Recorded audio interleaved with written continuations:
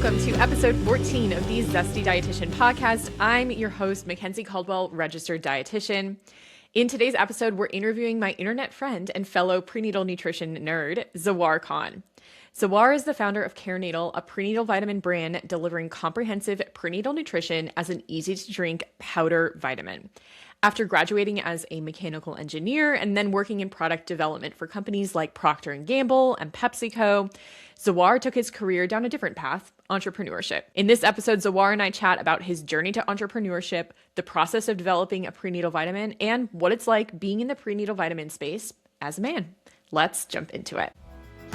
This episode of The Zesty Dietitian is sponsored by CareNatal. CareNatal is a nutritionally complete powder prenatal multivitamin available in two delicious flavors, peach and strawberry.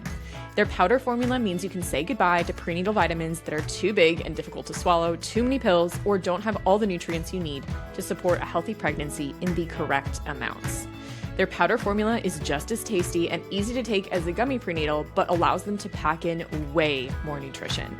CareNatal puts its products through third-party lab testing and publishes their quality and safety results online for all customers and practitioners to see for themselves at www.carenatal.com/testing. The fact that CareNatal is nutritionally complete, rigorously lab tested, and tasty makes it a no-brainer for me to recommend to my patients. With a vegan, gluten-free, halal, and sugar-free formula, CareNatal is meant to fit almost any dietary pattern. Simply choose your favorite flavor in either their omega-3 mini capsules or liquid omega-3 and mix with juice, water, or a smoothie to add essential nutrients to your daily routine for trying to conceive, pregnancy, or lactation. Learn more about CareNatal and see how it stacks up to other popular brands at www.carenatal.com/compare.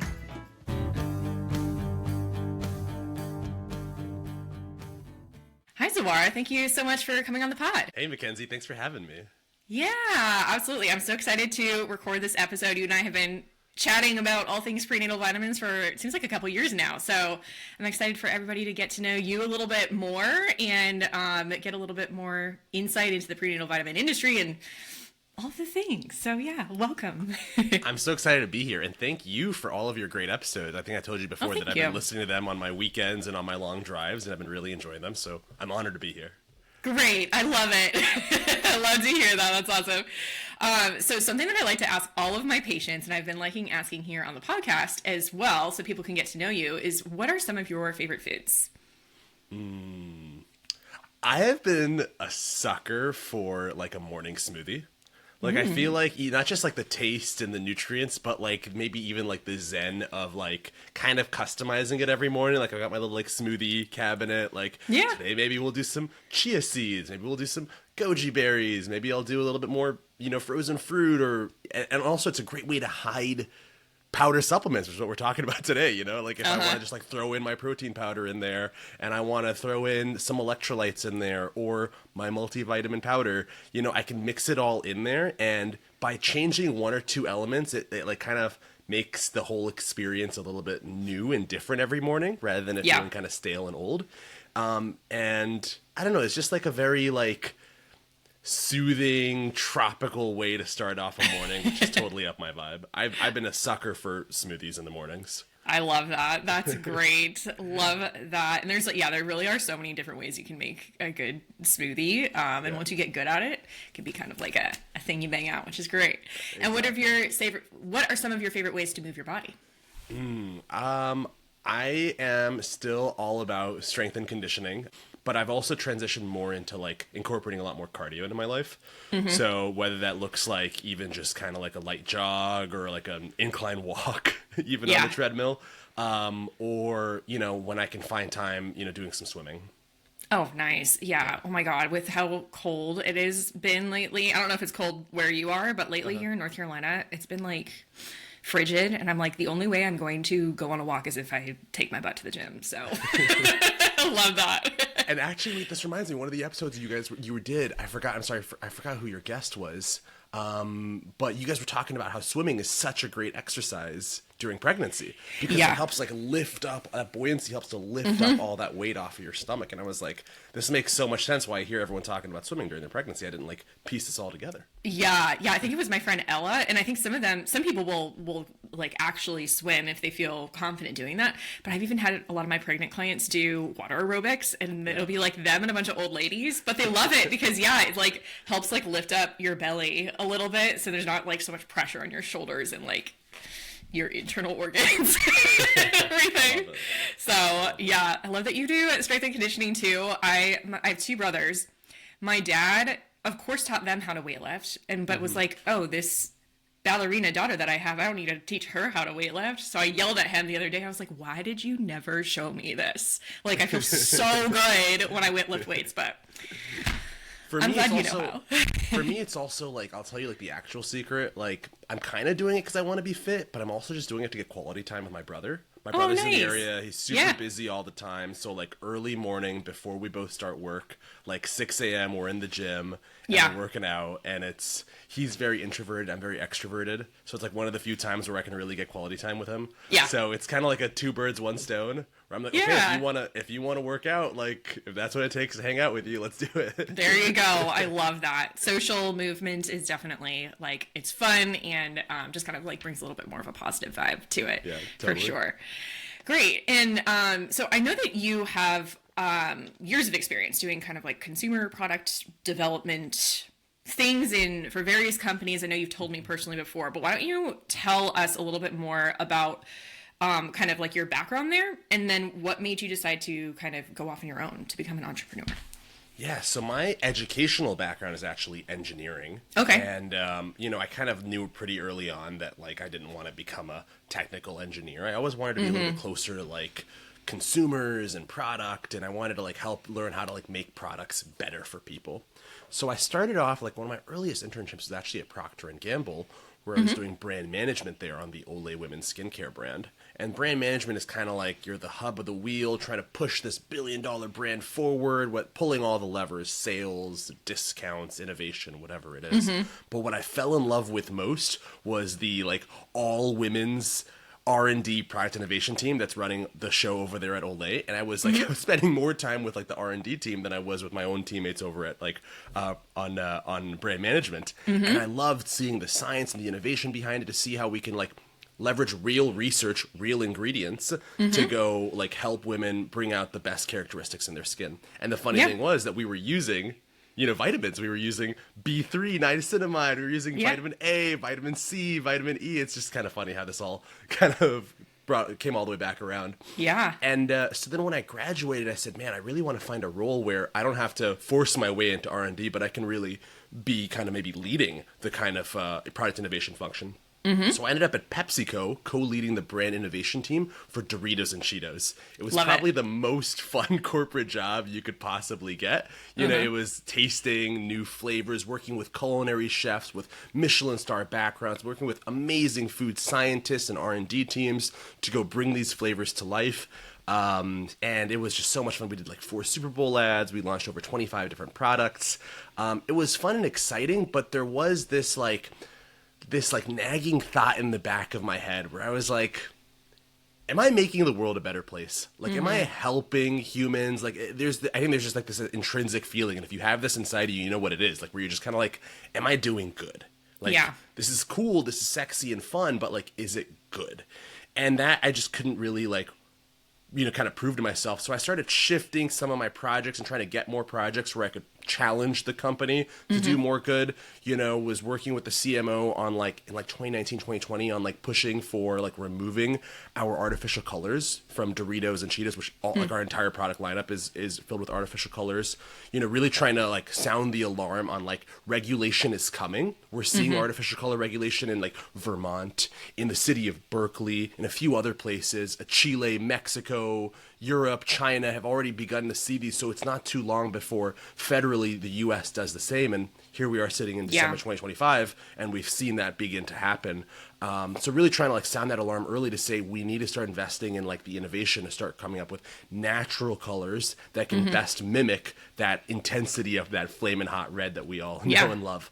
The second thing that I was doing was really challenging the company on like, hey, what is the impact we're having on like low income Latinx and Black family households? Like when they don't have access, when they're living in food deserts and they're opting for our products, are we doing a good enough job like getting our better for you products in front of them? You know, our smart Right. food, our Simply lineup, low calorie, low fat, low salt, or are we just feeding into that issue and pushing Yeah. communities further and further down? So getting the company to, you know, pay for us to go do that research was a pretty big win. Yeah. And, you know, I hope that it helped lead to some change, but I think that's questionable. And so It's that's, okay. that's what kind of, It's pretty cool that you started those conversations regardless. You're only one person. yeah, exactly. So, yeah, that's kind of what led me to just, there's this like nagging thought in the back of my head. And then just coincidentally, I think it was late 2022, I had some loved ones that began complaining to me about their prenatal vitamins, which I knew nothing about at the time. You know, I said, they were like, hey, these pills, they're huge. They're like horse pills. And my ears started ringing when I heard that. I was like, horse pills? What the heck is that? And then they were like, yeah, it gives us fish burps. Fishy on the way down, fishy on the way back up. And I was like, wait, I'm sorry. We're talking about pregnant women and, you know, unborn children. And like, this is, you know, or fetuses, if you want to say, like, this is crazy. Like, what is, this is the best we can do. Like, I used to take Yeah. Flintstone chewable vitamins as a kid, and I never just used those descriptors. Right. So just as like a loving cousin, loving friend, I was like, can I just go look into this for you? I'm sure some billion-dollar organization has resolved this. Created a little spreadsheet, started doing my research, and I was just like met with like shock after shock. Okay, well, there's gummies, but on average, gummies contain 68% less nutrients than pills do. And I was like, oh my goodness, I think a lot of women don't even realize that they're taking that compromise. Or if they do, they're probably not very happy about that compromise. Which, if you're on a gummy prenatal, any prenatal is better than no Yes. prenatal. That's totally 1,000,000%. But you know, I was just a little bit shocked that she was kind of stuck between a rock and a hard place. Do I, Yeah. you know, give myself that like an easier morning routine where I don't like feel like as if I'm about to throw up? Or do I give myself like that ease of like sleeping well at night that I feel confident that I gave my child and my body a good nutritional support supplement? And I was just like shocked by like how incomplete and how certain nutrients were missing in certain places. I started trying some of these prenatals. Heck, I even have some of those original prenatals on my desk right now. I was trying them myself, and I remember one morning it was, you know, actually I won't say exactly what brand it was, but I tried one of these prenatals myself, like in the morning. I just like took it on a Saturday morning. I started making my way after the gym. Maybe made it 2 blocks down the road before like extreme nausea came in. Like I could feel it in my throat. Had to quickly do a U-turn, came home, let it all loose, and just like collapsed on the couch for like 45 minutes before I could recover. And what I was realizing was like that, like maybe like that sympathy muscle started to develop, and I said, oh, this is what's happening. In that experience, what I really experienced was, you know, you don't want to ever take like a multivitamin or prenatal vitamin supplement on an empty stomach, which I think a lot of women do because you kind of include it as like part of your morning routine. And, but I said, you know, this is what I maybe felt because I didn't eat, but is this what a woman feels just because she's pregnant? This is horrible. I would hate to have to go through this every single day for 9 months of my life. And that's, I think, what began to, you know, make me want to start sharing what I was learning online. And yeah, that's kind of how the social media started to grow as well, is that people started to learn about, you know, all of these things that I was learning with me. And I think everyone was a little bit shocked. Yeah, absolutely. So it sounds like the more and more you kind of talked to some family members and heard their struggles that made you want to, and you kind of already had this itch of like, I want to do good in the world, and you have some of this experience. So it sounds like that kind of pushed you to go forth and just kind of start doing your own thing.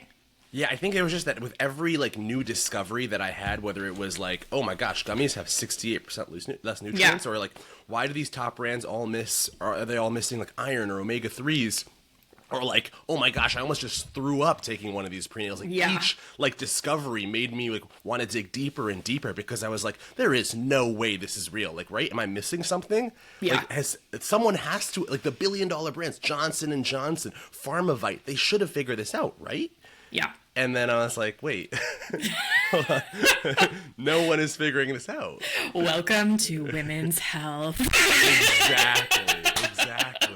You know? Unfortunately, but yeah. We can go down another rabbit hole, I think, maybe later in this conversation, but like later on in the process, when I started actually doing like research on like what are all the published peer-reviewed research articles out there, I was shocked to find that so many articles were just like there's so many questions that are left unanswered. Or if there is research being done on pregnancy, it's being focused on the fetus and the embryo, not on the mother. Right. Like, so I was just like shocked. I was like, it's like as if they're trying to specifically like leave women out of all funded research. It was just shocking to me. I know. Still is shocking to me. It's hard to not look at it and feel like it's got to be somewhat intentional. Maybe so. But you know what? Let's assume Here we are. Yeah, we could go down a rabbit hole. So I love that you're just like so compassionate and passionate about it and nerdily interested at the same time. I love that. And that kind of like pushed you to kind of go do your own thing. So you started talking a little bit about the research. So when you were researching and getting consumer feedback and developing CareNatal, which is your brand, your prenatal vitamin brand, what were some of the main problems or barriers folks expressed that they were having with prenatal vitamins? Yeah, so I'm going to fill in a little bit of gap on the storyline before I answer that question, is that I began sharing some of these learnings online, just really basic things, right? Like here is the Nature-Made Prenatal. Here are the nutrients that are in it. Here are the nutrients that are not in it. So if you're taking this, that's totally fine, but maybe you should talk to your doctor about the nutrients that are missing in it. Or maybe you should talk to your dietitian about how you can like kind of change your diet to incorporate that nutrient in there. Like for example, there's not choline in Nature-Made, so maybe you want to start incorporating some eggs into your diet. So just basic kind of objective analysis of different brands, and those started to gain some virality, which is I think when you and I became initially connected. And it was like through that, at the end of each of those videos, I would share that like, hey, my big research spreadsheet, which has like 170 prenatal vitamins on it with each of the nutrients broken out nutrient by nutrient, and it's all color coded. It's available at carenatal.com/spreadsheet for free. I would, when she would sign up to go request that spreadsheet because she was like, okay, I want to see what prenatal I should pick after we were getting, millions and millions of views, I had like an auto email set up back to them. Where I said, when I kind of made the decision that I was like, okay, you know what? Like, there are so many incomplete options that I think I want to maybe take a stab at, like, figuring out a better formulation. I started sending an auto email back to them with this initial idea of CareNatal. I said, hey, it sounds like you're in the market for a prenatal. If you wouldn't mind just helping, I helped you out with a free spreadsheet. Would you mind helping me out? Like, what do you think of, like, a powder prenatal? And like these are the nutrients that would be in it. Like, does that sound appealing to you? Because I was thinking maybe I was still at the point where I was like, maybe I'm like just crazy because no one else has done this. Right. And so I started getting a lot of really great feedback back. And so to answer your question, like, what was the feedback we were getting? I was actually just flipping through some of these old emails from like I think summer of 2023. And we got some really, really great responses, and I actually kind of wrote some of them down here. They were, number one, I noticed that like the biggest issue that she was dealing with was the fact that her prenatal vitamin was either lacking in nutrients entirely, like they were missing, or they were too low, which was leading to a lot of women taking multiple sets of pills to, make their whole prenatal vitamin. So they were taking their prenatal supplement and supplementing it with supplements, which was just so bonkers to me, right? So they were taking like these multiple sets of pills. Oftentimes she was going to Amazon for these supplements. So there were kind of some sketchy kind of brands out there that, you didn't really know who was actually manufacturing it, whether it was made in the US or not, whether it was properly tested. So she was, and with each add-on, the thing with an add-on is that it's at least going to be 15, 20, 30 bucks. Right. So even if you have to just get an add-on of iron, that one nutrient, it could easily be half the price of the rest of your prenatal.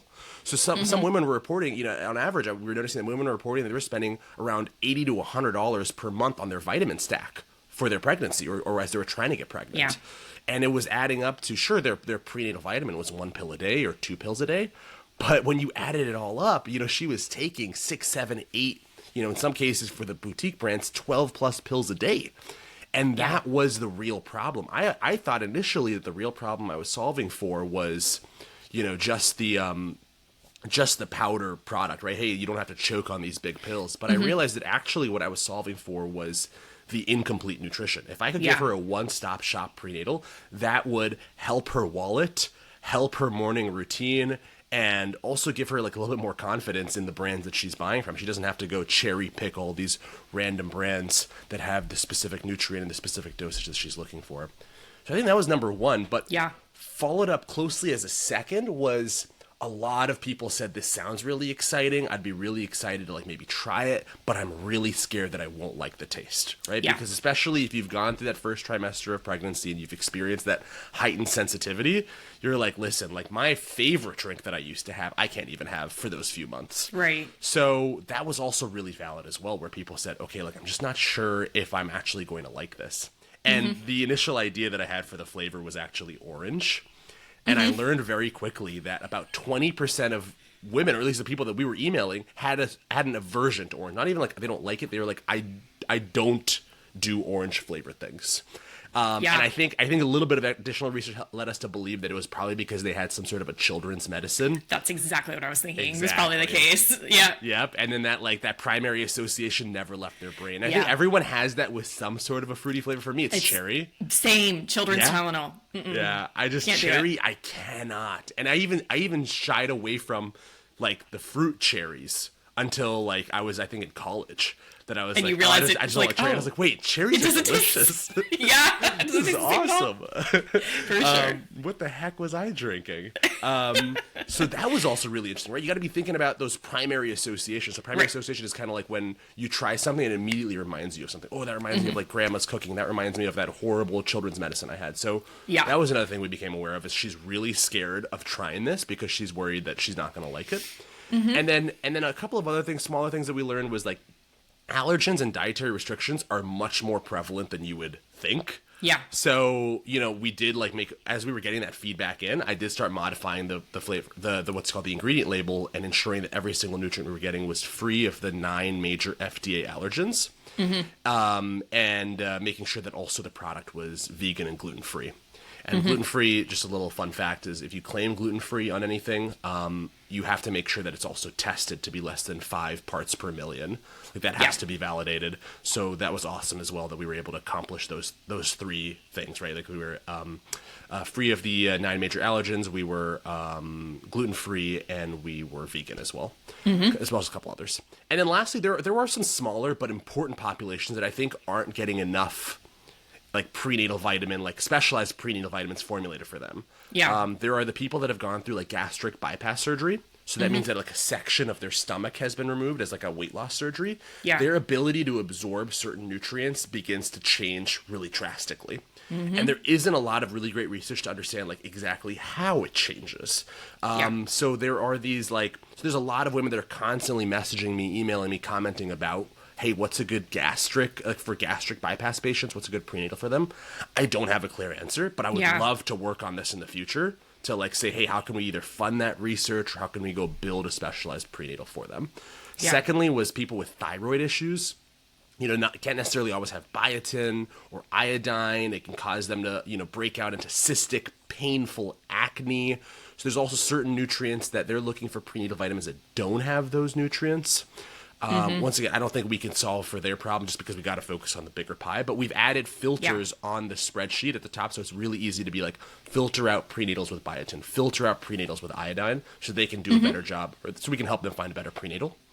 And then a very, very small group of people that maybe have high levels of iron, and their doctors have advised them, to not supplement with iron. Yeah. But the good thing is that 33% of the prenatals on the market don't have iron, so they have plenty of options available to them. Yeah. Yeah, for sure. Yeah, you really did such a great job of kind of like communicating. And this is like, it's a business thing, but it's also just like I actually care thing. I really do want to build a product that actually serves the population that I'm kind of interested in. And that it's kind of one of those ways that sometimes we can like say, okay, we live in capitalism. Capitalism has its problems, but we can also be entrepreneurs that actually do kind of work on having an impact by listening to the people that we're selling our product to, and kind of moving the needle forward, looking to have some sort of positive impact with all of that. At the end of the day, like, we're all humans, and I think sometimes in like the business world, like, we can sometimes suppress that, like, just being a human being with like actual feelings and caring for others. Yeah. But I think like that's the goal with CareNatal, right? It's called CareNatal. Like we care, like we actually care about these things. And so let's go like roll up our sleeves and do the hard work and like figure out what's bothering people. Because it's not just about creating a complete prenatal. It's about like leading with empathy and saying, how do we create a complete prenatal that will like actually be easy for her to take? Because it's super easy to make a complete prenatal and be like, yeah, here's 12 horse pills. There you go. Like that's super easy. But like to go the like above and beyond and say, okay, no, let's actually create something that isn't going to torture her every morning, or isn't going to be something that she's going to throw up 30 minutes later, like I did. The fact that you actually tried it yourself, I love. I feel like. Yeah. I wish you could see, like, I mean, I'll hold it up. Like, there's my desk is littered with I've tried everything. Oh, that's like when I was in that stage of like sending out emails, I was trying everything. I mean, here this is a fraudulent brand which we can talk about soon. You know, here's everything. My desk is just all prenatals, and I want to clarify that like prenatals are just minerals and vitamins. It's just a multivitamin at slightly different levels. So, if anything, it's actually like I buy the samples and I try them, and it's good for me too. Right, exactly. Yeah, I've had a couple male clients be like, if I like take one of my wife's prenatals, like, will I be okay? I'm like, yeah, yes, bro, you're not gonna get pregnant. One, but two, it's literally just like taking a multivitamin, maybe like a high-powered multivitamin.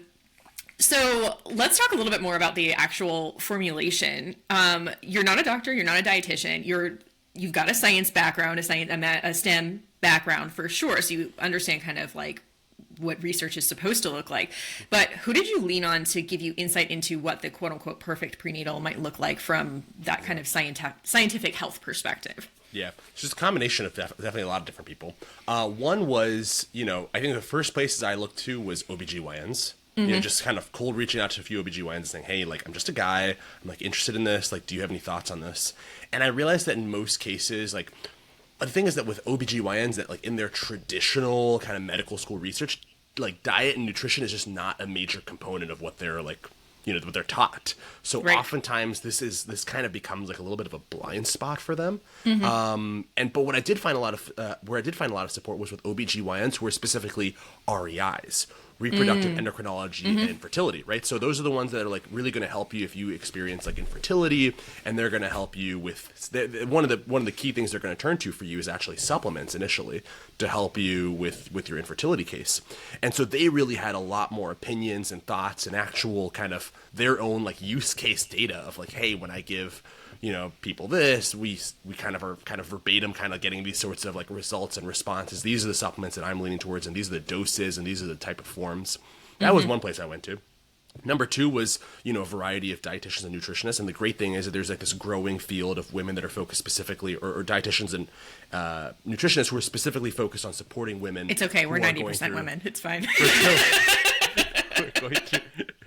dietitians do exist, but they are a few and far between. We love them though. They're great. Dietitians. Yep. I like that phrase. As a guy who's also working in a female dominated space, I'm supporting our dietitians as well. So we leaned on them as well. And there was even a specific instance that I was thinking about, Mackenzie, of like when we first met. This was by no means any sort of like official feedback or anything that you gave me, but you gave me thoughts on selenium.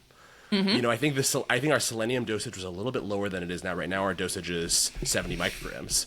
And I think earlier we were a little bit lower than that because of the fear of, selenium at very high levels can be dangerous. Toxic, yeah. Right? And so we were maybe being a little bit overcautious, but you encouraged us on like the benefits of selenium during fertility that we should consider, increasing that dosage a certain amount. And that led me to go down a rabbit hole and say, okay, wait, actually, like we need to tweak selenium in here. So that was actually feedback that you gave. And then also, but probably what was most valuable was the actual authors of the studies. I mean, we've got a list of about 250 published peer-reviewed studies that we were like leaning on, just like reading the actual data. And then, then you read like you read something like, for example, you read a study that quantifies how much, if you take calcium and iron at the same time, calcium can inhibit the absorption of iron, not entirely, but to a certain extent, right? It's kind of like around maybe 30%, 50% at certain dosages. Okay, well, that's great.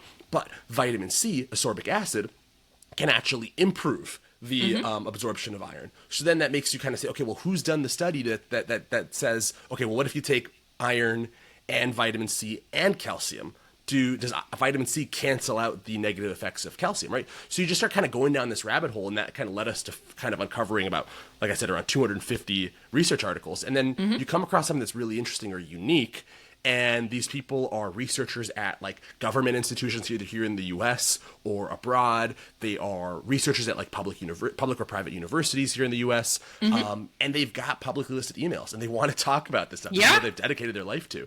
So oftentimes they were also very, very readily available. And so the last thing I would say is like there's also a little bit of support I leaned on from a couple of like major nonprofits that are doing like relief work across the world. And then, for example, like UNIMAP, UNIMMAP, which is the United Nations definition of like what a complete prenatal vitamin is. And so that defines what like prenatal vitamins they'll give out in certain like impoverished countries. And so they've also defined their MMS, which is like a multi like mineral supplement, which will go into, multi micronutrient supplement, which will just essentially define like, hey, this is what we consider a prenatal vitamin if we were to give it out to, communities in need. So like then talking with the researchers that went and defined that, and they're constantly updating that recommendation. So it went kind of all over the place. So there was nonprofits, university researchers, public researchers, physicians, dietitians, did the whole kind of gamut. Now, one thing we didn't do, which I don't know, maybe we should have, is we never compensated someone for their like name, image, and likeness. So like that's something where like we never said, okay, we are like formulated by an OBGYN. We never said we were, this is the so-and-so face and name that kind of went and did this. And of course, plenty of people offer that as services, which is great. But we just, that wasn't where we wanted to like invest our money. And also, frankly, like we're not investor venture capital backed. Because I really believe in like, hey, I have an ethical mission that I'm on. Yeah. And if I went and took outside funding, they would be much more concerned about my profitability and my growth than, me choosing to do certain things that maybe aren't the most profitable and growth oriented, but are the right and ethical thing to do. So we said, okay, where can we save money so that we can continue to just grow this business normally without outside investment, without bringing investors onto our board and giving them ownership, so that we can continue to remain ethical. And so one of those places where we said, we're not going to go invest is we're not going to go put someone as like the face of our brand. We're not going to have like a Mr. Beast. I don't know who the doctor version of Mr. Beast is for our brand. We're not going to do that. Yeah, for sure. And I think that's something for people to realize is that when there is somebody that is like a OBGYN approved or whatever, and has somebody's name and likeness, that person is being compensated, which is good. Like they should be compensated. Like if my picture is on somebody's website saying I approve of this product, they're paying for a lot of like liability and like so many things there. That doesn't always necessarily mean, it hopefully does mean, but it does not always necessarily mean that all OBGYNs would approve of this, or that this OBGYN has like sat down and actually talked through the formula and like really does actually care.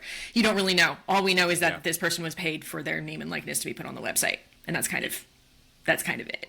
Exactly. I think I have no ads. I think you said that perfectly. Yeah, and I think you did pay me for some consulting, and I was happy to provide some feedback. So you did invest in that. You did pay people for their work on that front. But I was going to ask if you had investors or how you kind of got the company off the ground. It sounds like by the bootstraps with your own money or whatever, but you kind of like, you really have that entrepreneurial spirit, which I think is super cool. It's cool to see. It was, it's mostly my money. There was a little bit of family loans that kind of stepped in and helped as well to kind of get us like our first production run. But other than that, like when it comes to like ownership, it is 100% Zawwar. And I like, that's something that I just don't want to like let go of, because I don't want someone else to define how we're pushing this company. And there's going to be plenty of opportunities for us to do, slightly, I wouldn't say unethical, but there's like lots of just kind of like, you can kind of do something here. Corners you can cut, right? One thing I take a lot of pride in, for example, when you land, like, and I know everyone hates this, when you're shopping for something and you go land on like, let's say a vitamin page, and you're like, oh, okay, great, this looks awesome. When add to cart, this price looks great. And then you go, wait a minute, they pre-selected subscribe and save. Yeah. I'm not here to subscribe and save, right? I'm here, I don't even know your brand, right? And then you go click one-time purchase and the price goes up 20%. You're like, Right. Like, gosh, like one of the things we do is like, we just don't do that. We're like, it is not worth it. Like, we're not trying to trick you into, like, we don't want to trick you into buying a subscription. We'd love for you to land on the page, see the price for like for all the nutrients you're getting, be really happy with it. And then if you want to subscribe and say, if you want additional savings, you can go find that yourself. You can go navigate that to yourself because you're an adult and you know how to click on buttons. But we're not going to trick you into it. You know, it's like little things like that where we're like, I'm putting my name on this and I want to be proud of what we're doing. Yeah, I absolutely love that. Again, like we live in capitalism and there's ways to do business that are ethical. So I absolutely love that. What kind of advice do you have for somebody who is just starting out in searching for the right prenatal vitamin for them?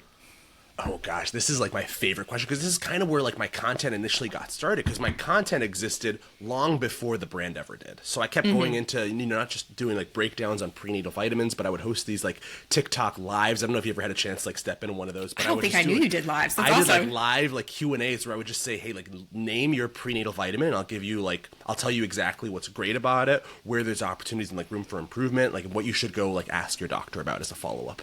And I love doing that because we helped so many people either like stick with their prenatal or switch to a different prenatal. And that was once again before I even had my own brand. So it was just trying to help people navigate and find the best option for them. So there's a few things that I would say. I think that let's start with like, what are the nutrients that are commonly missing in prenatal vitamins and also commonly missing in our diet or our lifestyle? So the first few that come to mind are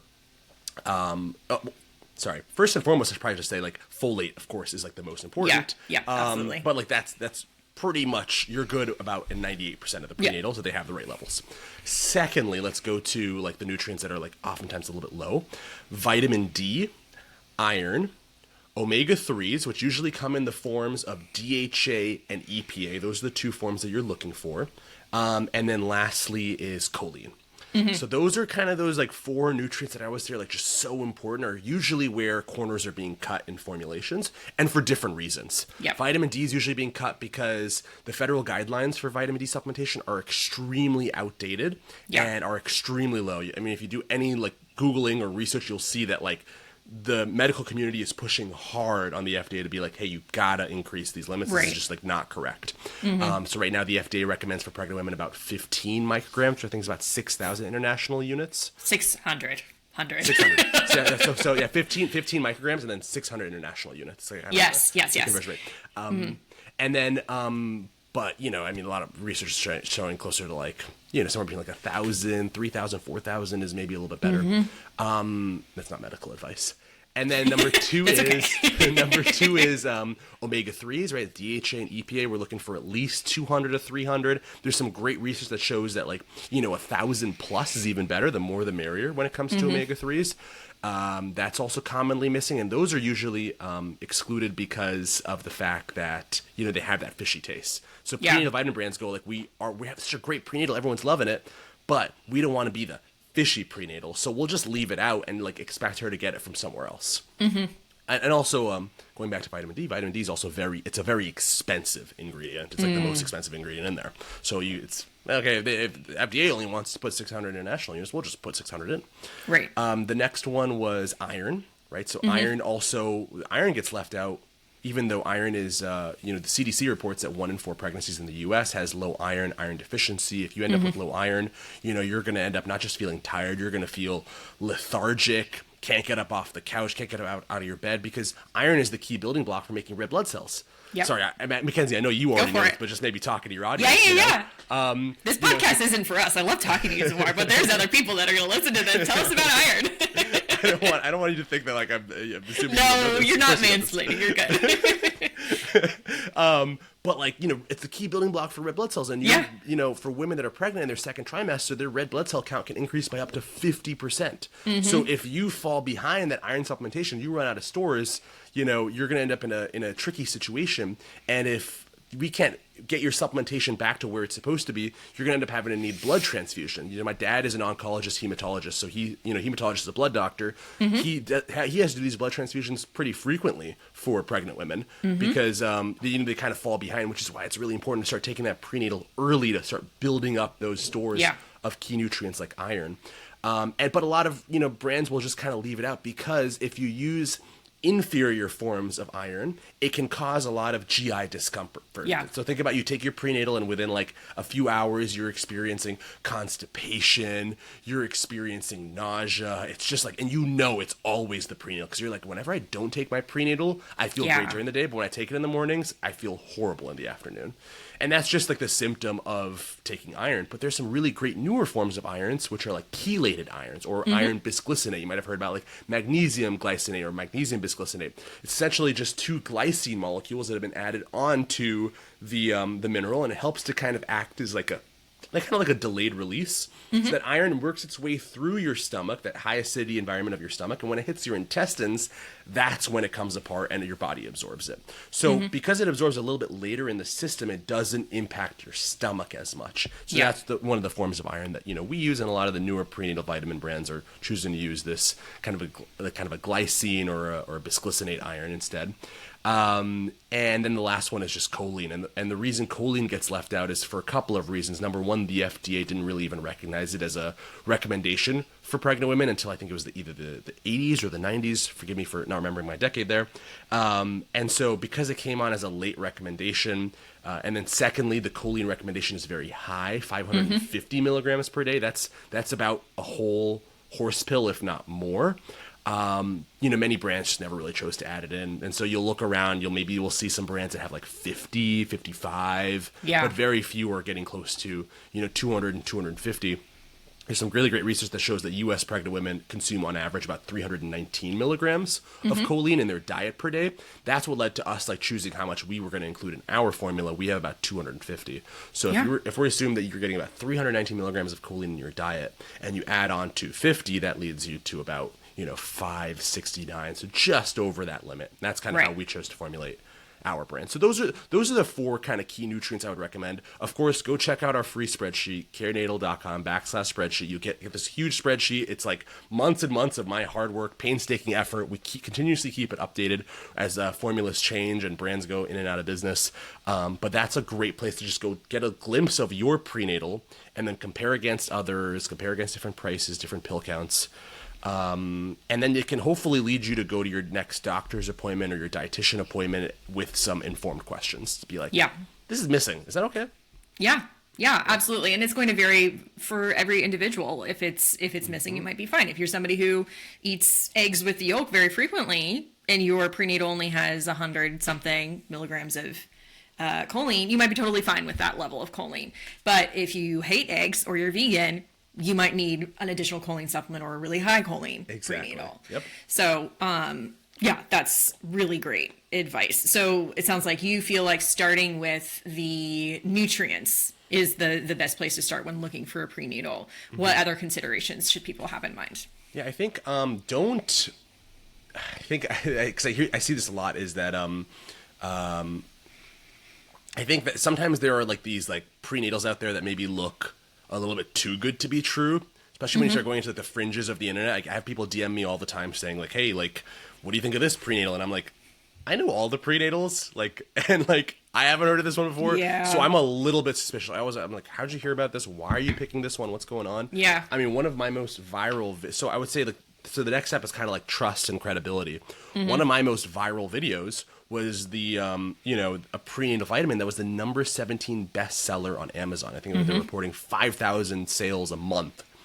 And when I was making my spreadsheet, I noticed that they had, the same amount of nutrient levels as some of the 3, 4, 5, 6 pill prenatals, but they were doing it in one pill. So I was like, what is happening here? Who's the parent company? Did a little bit of research on them, quickly uncovered the fact that they're, the CEO on their website was a stock picture of a German model named Jorg. Oh my God. When you go to their Instagram, their website is also covered in made in the USA, made in the USA, made in the USA, a little bit as if they're trying to compensate for something. Yeah. You land on their Instagram and they've got a little USA flag in their title, in their page, and you look into it a little closer, and it's actually the Liberian flag. They actually picked the wrong emoji. It's equally funny as it was scary. Yeah.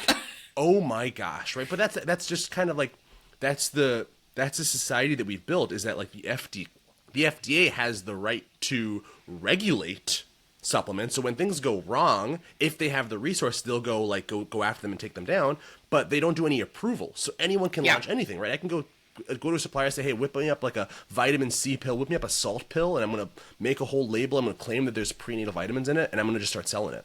And it's not until the FDA gets enough complaints that they're going to go off and actually go do something about it. So that's just, and I'm not saying that's wrong. That's up to Congress to decide what powers they grant to like executive agencies, but it's just like not the level of like safety and transparency that we would want. So be a little bit extra cautious when you're talking about like especially consumable products during your pregnancies, and probably stay away from Amazon. But there are plenty of like certifications that you can look for. NSF is one of them. You want to make sure the product is made at a CGMP certified facility. All products should be manufactured at a CGMP certified facility. That's kind of the FDA certification. So the FDA does audit all like facilities that these supplements are being made at. So CGMP is the bare minimum. And then, I would say also hopefully like if they're claiming to be lab tested, hopefully they're publishing some of their results. That's kind of one thing that we're trying to challenge the rest of the category to do. We set this kind of new gold standard. We said we're not only going to send our product out for lab testing, but we're going to make sure that we actually publish the testing results. So we've got 33 rigorous lab tests. Every single nutrient that we claim on the back of our pack, we actually test to make sure it matches that claim. And we've got the lab tests to prove it, the heavy metals, the microbes, yeast, bacteria, plate count, and then publishing them online for practitioners and customers to see, because that's the level of safety and transparency that we want, right? That we think that like pregnant women deserve. And maybe it's not required legally, but we want to go above and beyond. And we're beginning to see some of the other prenatal vitamin brands start to do the same. And I'm really proud of the fact that we can create that change in the category. Yeah, that's cool. And then I think maybe the last thing I would just say is, also just don't be prepared for the fact that your body will change a little bit as you're going through kind of conception and pregnancy, and what you like one day may not be what you like the next, right? So you might be okay with taking 8 pills a day right now, but maybe think about like what your backup plan is. It's okay to have some gummies on deck, like just be ready to have that have that available, because maybe you're going to have a rough morning, a rough month, a rough trimester. So never take 2 full kind of or 2 prenatals in one day, but if you want to change up one day versus the other, that's okay. Maybe today I have gummy, maybe the next day I have my 1 pill a day, maybe the next day I have my 8 pill a day. That's a-okay, and that's a great way to kind of keep you in check and make sure you're getting your prenatals daily. And maybe the last thing I would say is it's okay if you miss a couple of days here and there. Like, it's not the end of the world. You've got plenty of other things that you need to like put pressure on yourself. There's plenty of other things that are putting pressure on you, but that is not something you need to stress too much about. It's just that long-term overall consistency that slowly builds up your nutrient level. So if you're missing a few days every month, 2 or 3 days, 4 days, maybe 5 days, like that's okay. But the fact that you continued with it is what's most important. Yeah, absolutely. And I might be a little bit more cautious than that. I would maybe say like 1 day a week that you miss it is probably okay, but let's like work on consistency. But I'm saying that more as like an encouragement of like, let's not like forget about your prenatal, especially if you're somebody who like has ADHD and you have this habit and then all of a sudden you randomly missed it and then all of a sudden it's been a week and a half. That's bad. But, and I just say that as experience working one-on-one with people, but scientifically, like if we look at your nutrient stores, you are not all of a sudden going to cause a birth defect in your baby because you missed your prenatal for 1 day. So especially like exactly like what Zawwar was saying, if you're like, oh crap, I can't take this, that I feel like I had been taking it for 3 months preconception and all of a sudden I'm pregnant now and I can't tolerate it. If you need a day or 2 to go figure something else out, that's okay. And I have plenty of people, whether it's for nausea reasons or because they travel a lot or they forget and they just need something portable to stick in their work bag just in case they remember at 2 p.m. that they need to take their prenatal.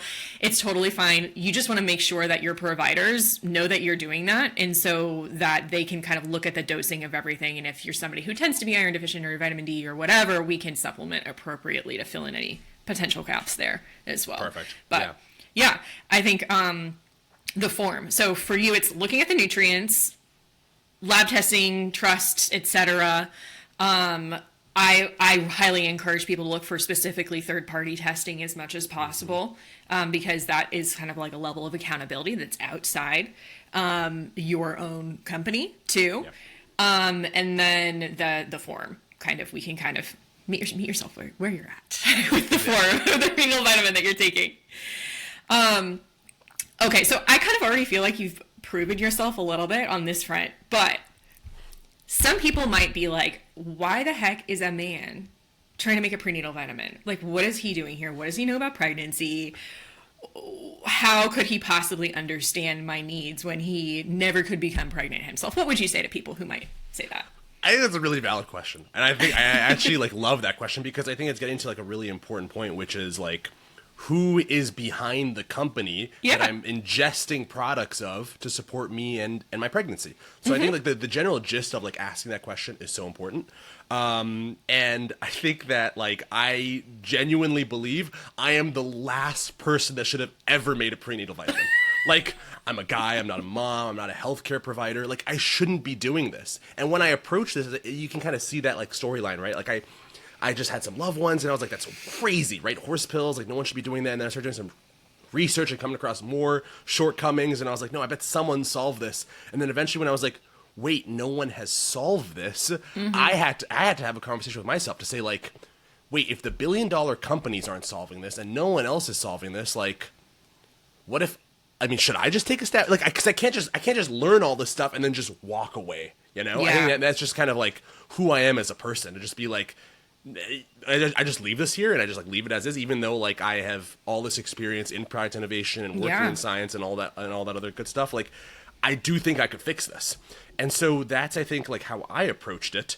But I think it's really important to also realize that I am a guy. I'm not perfect. Our team is made up of moms, and they are the most valuable thing that I could have, supporting me, is that, they're bringing new ideas to the table. They're helping me to see in my blind spots. We're trying to be a company for moms, by moms. We've got, our team is comprised of a lot of stay-at-home moms, and so they're just really amazing. And so, I would say that I shouldn't have been the person that made this. I am. I don't know why no one else did it, but here we are. But I think also the point of asking that question of wait a minute, who is behind this company is so important to ask, right? I use that fraudulent brand example. I've kind of referenced them a couple times, right? They're when you dig into them, you realize that it's a shell company being operated out of East Asia, right? I did a 4-part investigative TikTok series about them. One of the most popular, in the top 3 most popular prenatal vitamin brands in the U.S., when I was doing this research initially, they were owned by the Clorox company.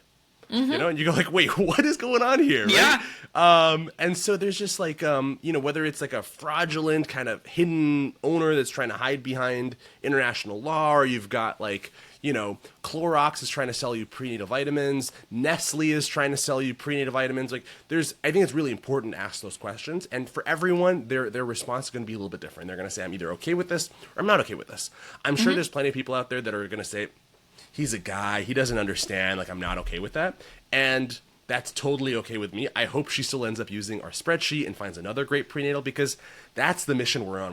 We're not on a mission to just sell our prenatal. The mission from day one has always just been to help women find a better prenatal. And I think we've made a really great prenatal that fits the needs of a small subset of women, right? The women who are saying, I don't want to choke on a bunch of pills. I want something that's nutritionally complete. I'm sick of piecemealing my prenatal together. I think we made a really great prenatal for them. I think maybe 5%, 10% of women. But for the other 90-95%, I just hope that we can help her on her journey with finding a great prenatal. Yeah. And honestly, if I were to kind of have your back in this, I'd be well, why shouldn't a man care?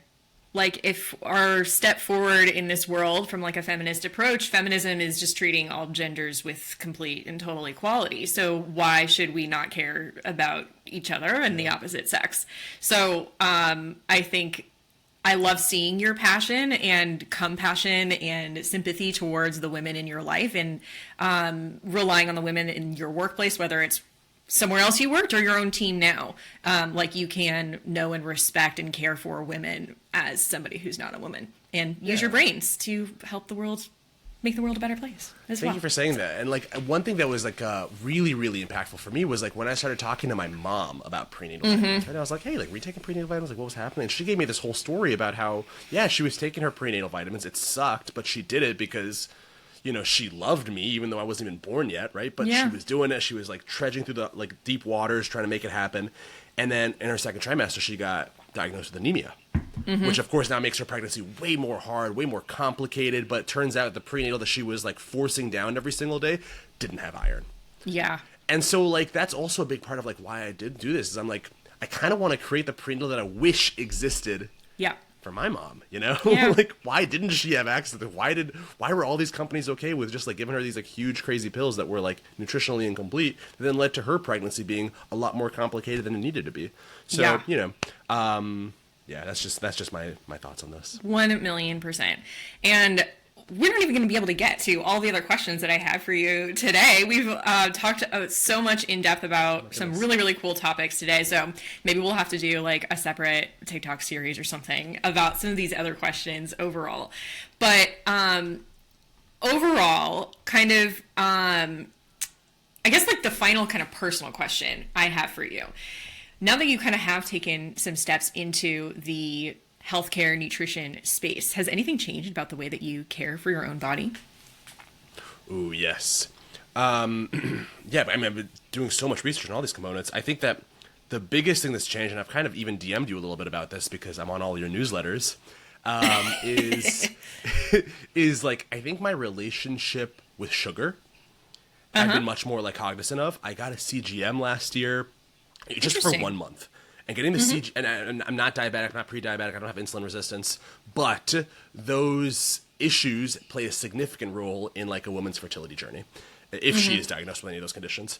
And so I got the CGM, and I became much more mindful of like what I'm eating, how much sugar I'm eating in a particular setting, when I'm eating it, if it's too late at night, how it impacts my sleep, how it impacts my ability to like return to like a more normal kind of glucose level. So I would say that it's like my relationship with sugar has changed so much because I've read so many, you know, research papers on like gestational diabetes and the impact of like insulin resistance or type 2 diabetes on like your pregnancies and the risks that it has.